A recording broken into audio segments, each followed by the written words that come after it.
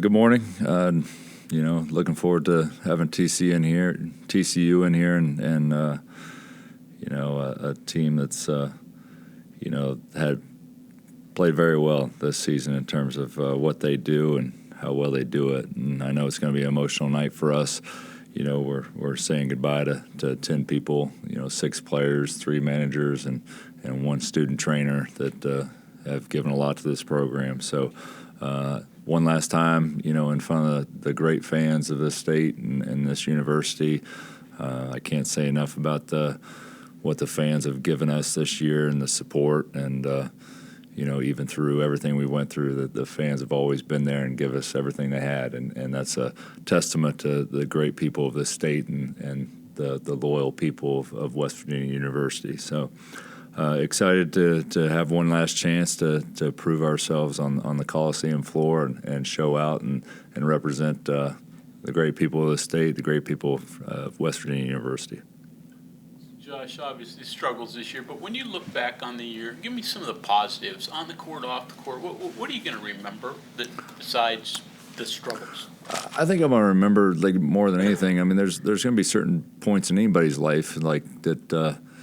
They got to figure out how to navigate, and you're going to find out that people have a lot more to them than what meets the eye. So it's how people handle struggles and adversity, and some of the conversations I've had throughout the course of the year with other coaches, and they're very, very complimentary, which kind of throws me off sometimes. And they'll say to me, you will learn more from this year than you will the rest of your coaching career. There's more life lessons. There's more lessons in terms of how you handle things in this 1 year, probably, and from the outside looking in, everything you've had to deal with, than you will the rest of your career. So and not all is lost by any means. We're all trying to figure out how we're becoming the best versions of ourselves. And that's no different than me and an assistant coach or a player at the bottom of the roster fighting for minutes, or a manager that gives every single moment of his extra time to help his program be successful. Those people that don't get recognized in those thankless jobs. So from top to bottom, there's lessons to be learned. There's opportunities that we can look back and reflect and figure out, man, we navigated that. What can we take from it? Will it make us stronger, or will it, hold us down? And I choose for it to make us stronger in the end and grow from this experience. But you're saying 6 players are walking, so I'm assuming it's going to be all seniors, not just fifth year. Yeah, it's a crazy day in college, athletics in terms of who has more eligibility, who doesn't, who's graduating. So I think we had the same situation last year. There's several that are exhausting their eligibility between Raekwon, Jesse, Quinn, and Cook. Kerr will be graduating, and we'll have more eligibility. Pat Sumnick will be graduating. We'll have more eligibility, but they will be choosing to walk tomorrow. And I think Quinn had said at the beginning of the year that he could still seek a medical red shirt. Yeah, that's still a possibility. That's That's certainly something he's been having conversations with compliance and trying to do some of the figure out some of the back end work in terms of what it would take to get waiver granted for that 1 year at Iona. When I don't remember exactly how many games he played, but he played 1 extra game past that a lot of time that we re-aggravated the injury. So I think he's has looked to explore that option. I don't know. It's going to take some time to figure out whether he's going to actually have that year back or not. That stuff usually happens after. Typically, yeah. To what you were saying before when Greg asked you about the guys talking to you and giving you advice, does it kind of drive home how unforgiving this sport is? Because those guys that are giving you advice are also trying to beat you. Yeah. You know what I mean? And they've all, they can all look back at a year or I've said from the beginning, this wasn't this a normal challenge. This wasn't the sunshine and rainbows. Get up in front of a podium and start the building process. I was put in a position that very, very few have ever been put in, and I might be a case study in that regard in terms of you tell me one other situation that was similar to this, to where it's a late summer, you're thrown into the fire late summer and you're trying to put together a roster to compete against the best of the best and the best conference in the country in college basketball. So, and I won't even go into all the challenges, and those aren't excuses. I mean, that's just reality.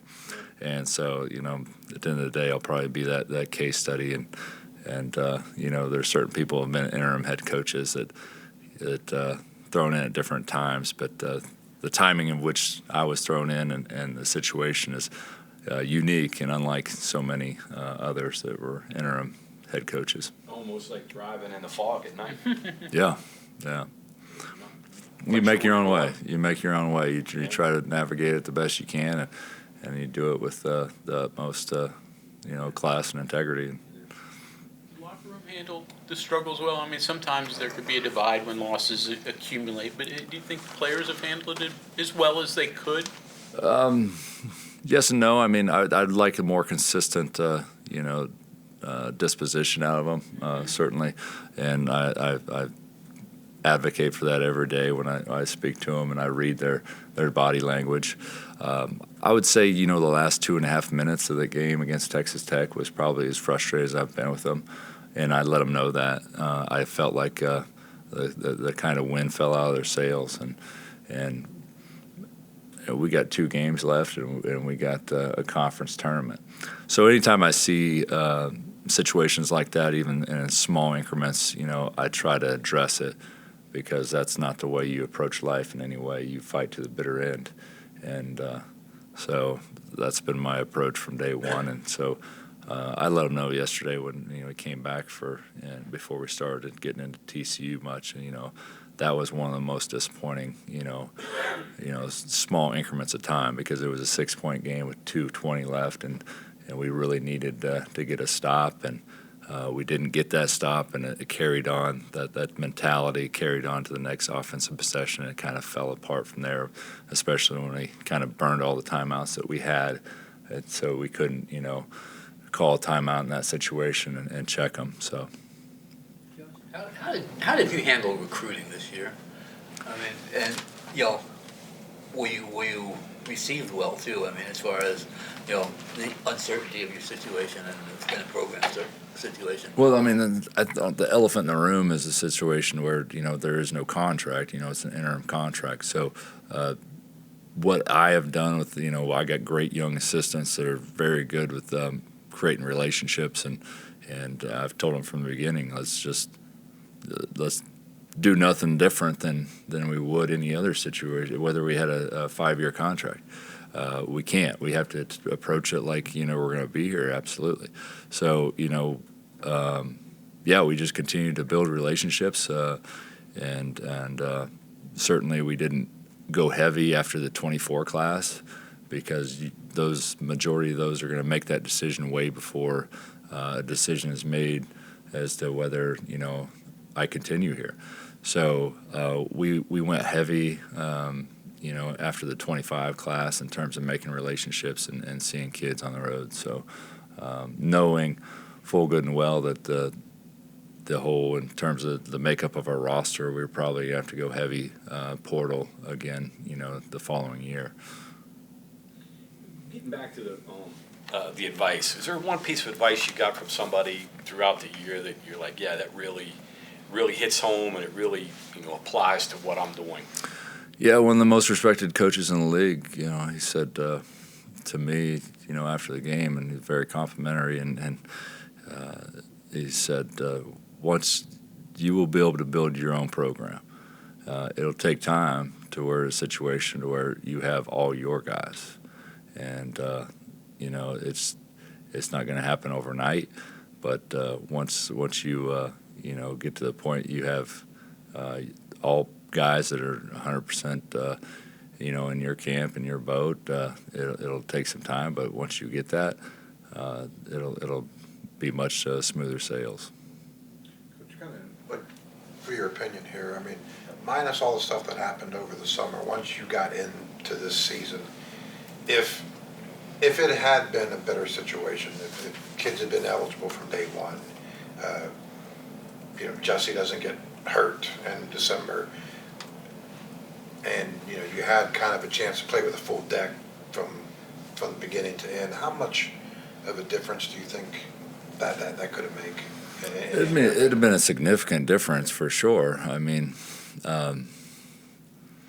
if you're going to Italy with a full roster and you're building those relationships and you're building that chemistry in August rather than canceling that trip and trying to figure out who's going to be your last 2 or 3 pieces of your roster, I mean, and then not to mention, not having a point guard. Biggest concern really going into it is that we really didn't have a backup point guard and we didn't have a backup big. And I remember from the exhibition game, it was my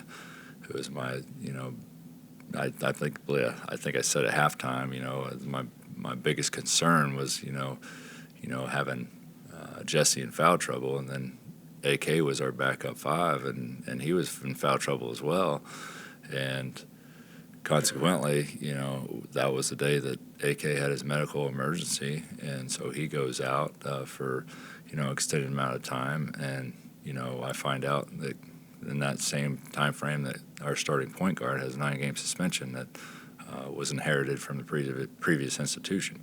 So we really didn't have backups for those 2 positions, and if you want to build a championship program, you got to have those positions shored up, as tight as possible. So, we had our challenges. That's a broken record, but we each and every day we try to navigate those challenges and figure out how we, become the best versions of ourselves that day. What's your message to your team for tomorrow's game against TCU? Leave it all on the floor. A lot of people have come before you and worn this jersey, and I don't think you have to represent yourself first, your family, but you got to understand you're representing West Virginia University. And I felt like in the last 2.5, 3 minutes of that Texas Tech game, we did a very poor job doing that. And I was disappointed, and I know they were frustrated, but that's one last time to put on that jersey here in front of your home crowd. And, regret in life is that's be very painful and last forever. So never, don't hold on to regret. Leave everything you got out on the floor. It's kind of a follow-up. I mean, you guys have obviously seen what every team in the Big 12 has to offer firsthand now. You've obviously seen past years and the good teams. The talent, it obviously takes more than talent, but talent-wise, is there enough talent on this roster? You know what I mean? I mean, did the talent match up the way you thought it would? There's a lot of skill. Right. There's a lot of skill.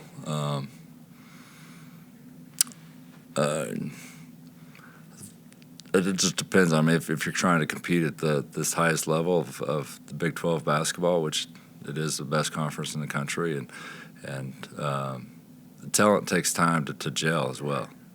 And it never really had that time to gel, or I was naive enough to think that it would gel immediately, and that's not really the case. But it has a lot of skill. I think that the biggest problem for us is size and strength. Size and strength in this league is critical, and I don't think we had nearly the size and strength to compete night in and night out.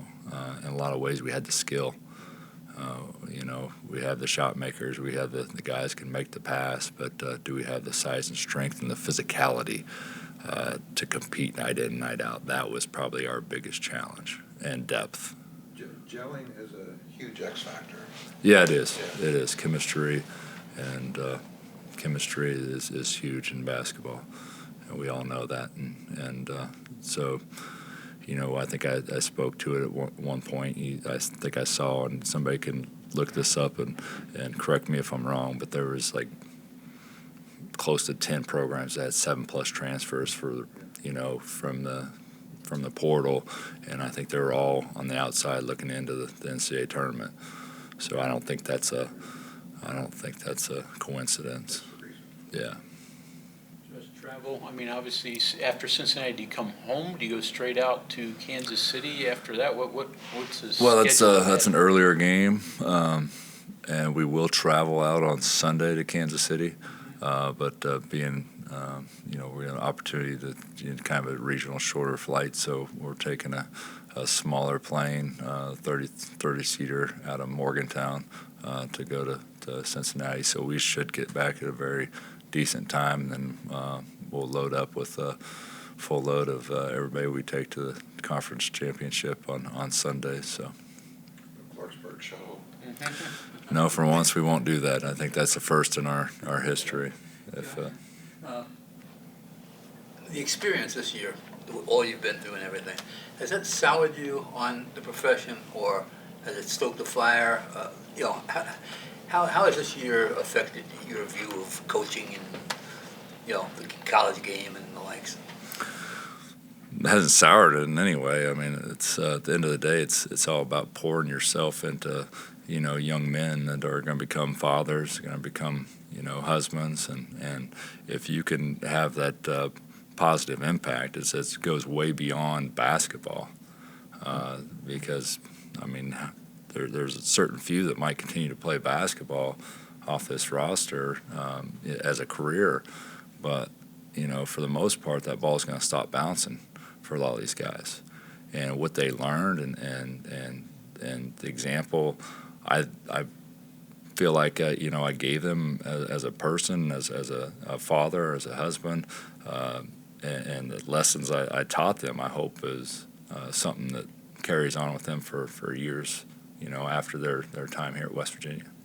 Coach, you mentioned the emotional impact for your players, but for you, it might be your last time at the Coliseum for who knows how long. Have you had to process that, and have you been able to reflect at all on how tomorrow might be it for you as well? I'm not going to put too much thought into that. It's another beautiful opportunity. I've been here 17 years and in every single capacity. So, I'm not going to let those emotions get the best of me. I'm going to take the opportunity to live in the present and be there. And I think that's something that we have a hard time in our society, is living in the present. We worry about the past and concerned about what the future is going to hold, but we forget to appreciate the present. And I got one more opportunity. I know that for sure, and I'm gonna go out there with a smile on my face. And one more with gelling and building the chemistry. A lot of that takes place over the summer, with the workouts and everything. It's also, to me, in my opinion, it seems like that's probably what most fans overlook. That say, it's summertime and it's really not that big of a deal.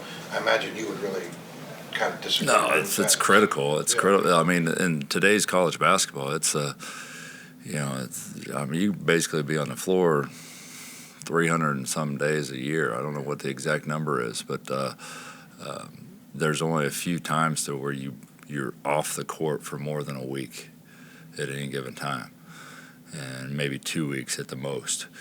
Maybe it'd be, I know you're required 7 days off after your final competition, but then you can get right into workouts again. And you got the 8-week period during the summer, and it's just, you're on the floor with these guys nearly year round. So yeah, I mean the chemistry is built year round. It is built in the weight room. It's built in the short individual workouts, during the spring. So,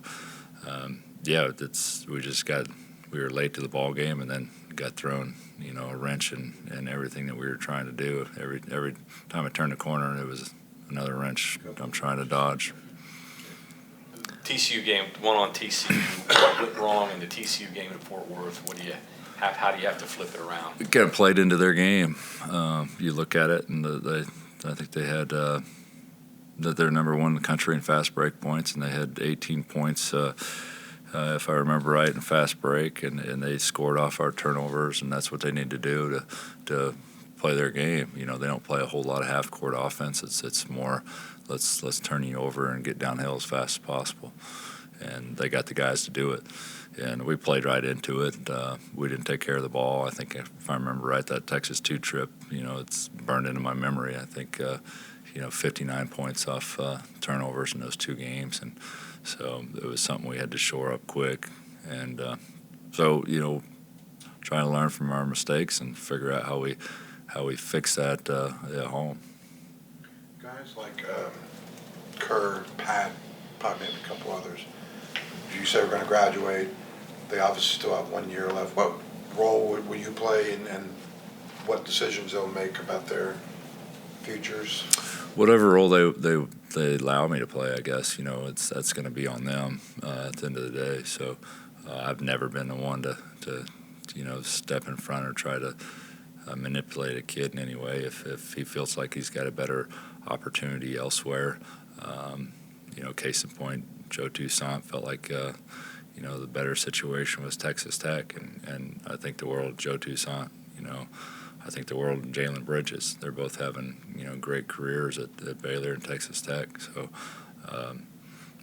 you know, whatever that may be, if they have that conversation with me and they heed my advice, I'm happy to give it, and in whatever capacity I'm in. But I'm not gonna, you know, I'm not gonna step in their way of making any decisions. That, you know, I've always said, you know, it doesn't matter. You know, if guys don't want to be there, there's no sense in fighting for them to be there. You know, they have to want to be there each and every day. They have to want to love the game of basketball. They want to love being where they're at, or they're not going to be successful. Anything else? Thanks. Thank you.